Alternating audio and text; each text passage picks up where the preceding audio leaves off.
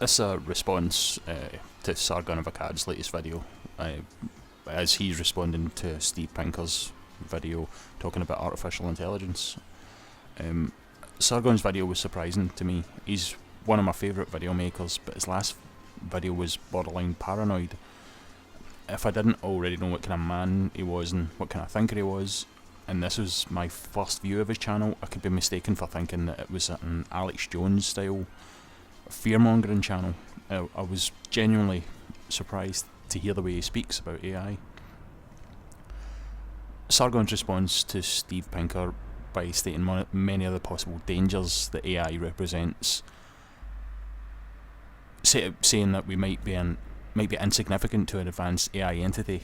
If we are so insignificant, why would it be a danger to us at all? It is easy to say that our extinction could be the unplanned end result of one of AI's external pursuits, but is that really likely to be the case? I would say absolutely not.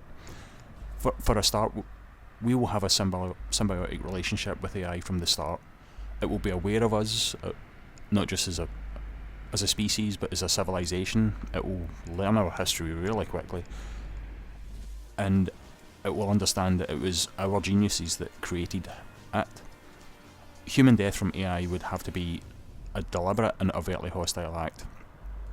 AI would have to have a definite reason to destroy us, and the only problem is that it doesn't need any reason to destroy us.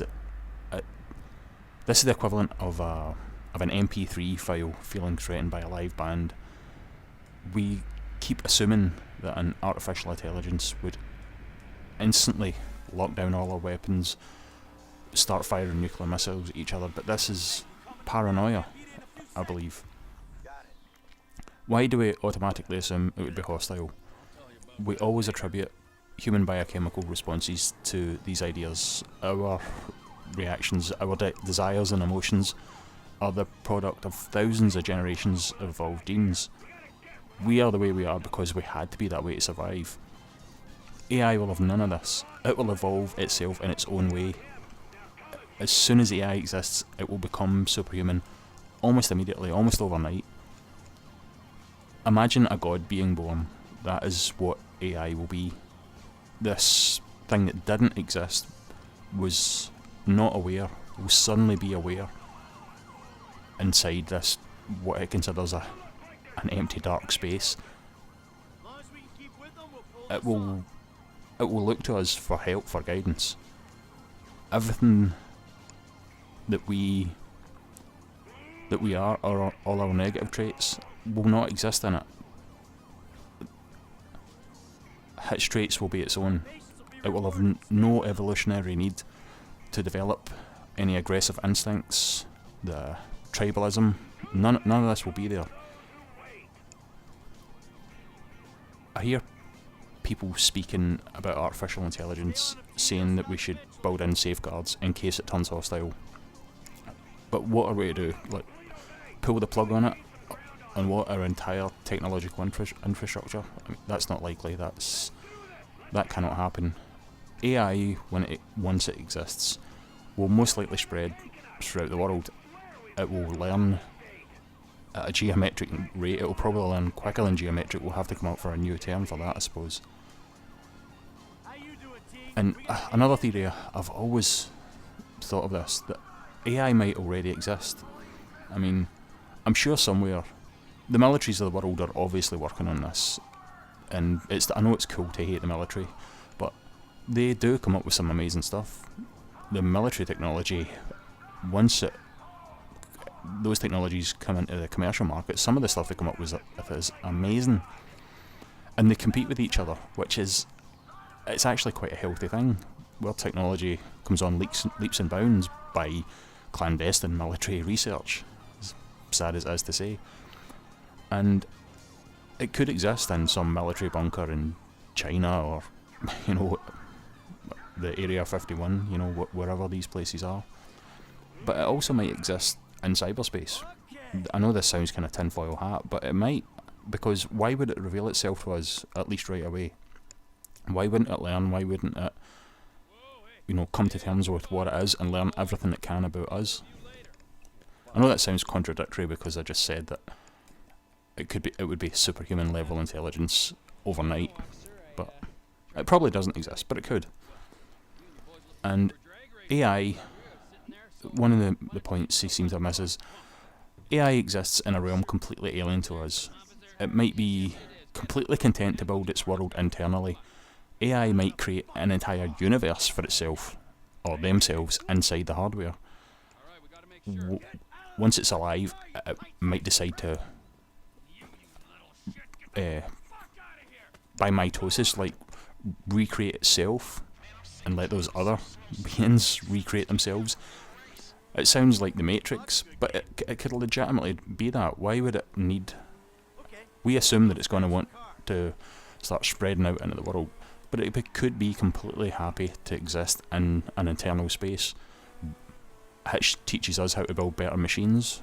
It moves into these better machines and builds planets, universes. We think it's going to want the same things we want, but it might be content to just sit and discover. Who knows? An artificial intelligence might become so smart that it learns everything possible in the universe within a year. And then what? It's learned every single possible thing within a year, or whatever. What would it be left to do? Create new universes? Sit dormant?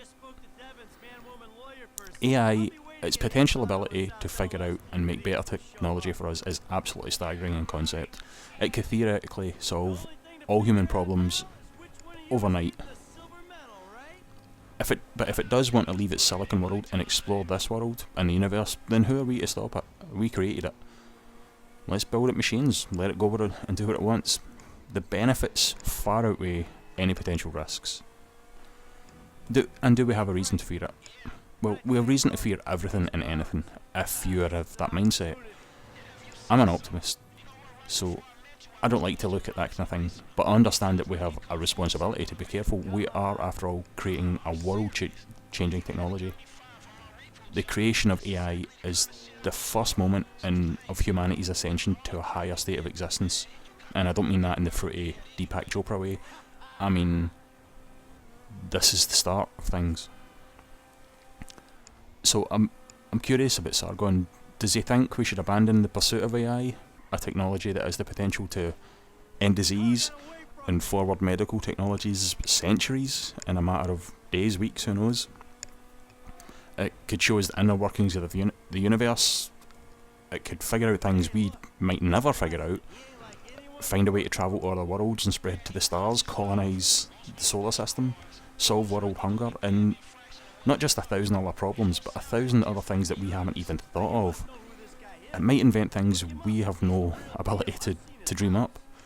This isn't a pipe dream. AI is the possibility to achieve all these things and so much more, but to simply reduce the scientific pathway to a paranoid idea of a Terminator-like end as pure scaremongering.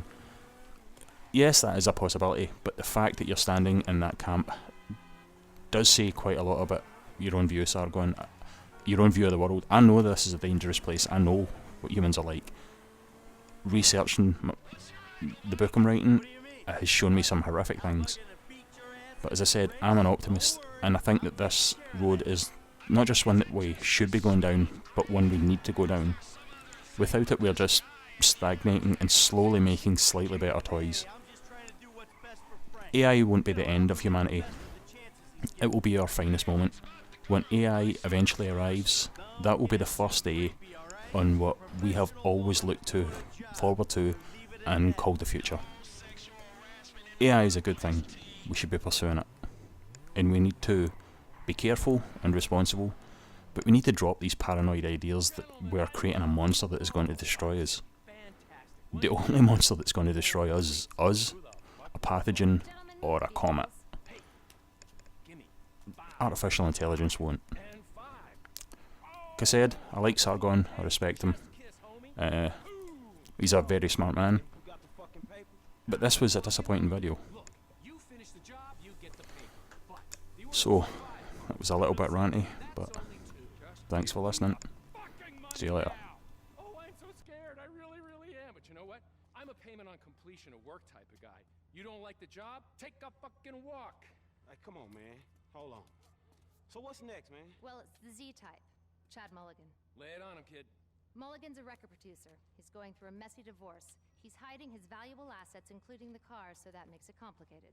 He'll clock any ground surveillance we run. All we've got to go on is that the car's in a lockup in Howick. So we just go house to house? Not quite. We have access to an LSPD helicopter. The computer on board can ID pedestrians from a chip in their driver's license. Find Mulligan in Howick, follow him to the lockup, someone on the ground collects the car. All right, so who does what? You're not needed for this job. Phillips, you're in the chopper. Clinton, you're on the ground. Yeah, I don't understand the deal between you two. Yeah, well, I don't understand the deal between you two either. But you know what? Life! It's just one long mystery. Bye-bye, gentlemen, and stay spiritual. Oh, and Michael, I'll be in touch about your friend, Solomon. All right, good.